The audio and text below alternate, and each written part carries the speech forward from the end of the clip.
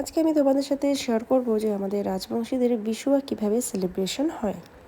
সকালবেলা স্নান সেরে তাড়াতাড়ি করে শাড়ি পরে আজকে রেডি হয়ে গেছি। আর দেখছি আমার শাশুড়ি মা এখানে ছোলা ভাজছে। আজকের পুরো দিনটাই থাকবে ভাজাভুজি টাইপের।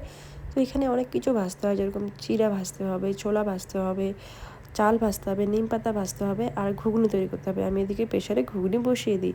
আর সবথেকে ইম্পর্টেন্ট যেটা হচ্ছে, এই যে এই পাতাটা দেখতে পাচ্ছ, এর পাতার ভালো নাম কি আমি জানি না, বাট আমাদের রাজবংশী দিয়ে বলে পানিমথারি। আর এটা হচ্ছে ময়না কাটা, সাথে আছে কিছু নিম পাতা।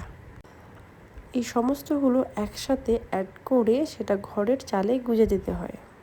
আর তার সাথে যেটা থাকে পেঁয়াজ, নতুন যে পেঁয়াজ হচ্ছে সেই পেঁয়াজ এবং রসুন ঘরের দরজায় ঝুলিয়ে রাখা। এর পিছনে অনেক কারণ আছে, যেটা আমি পুরো ডিটেলসটা ইউটিউব যে ভিডিও বানিয়েছি সেখানে আপনারা পেয়ে যাবেন।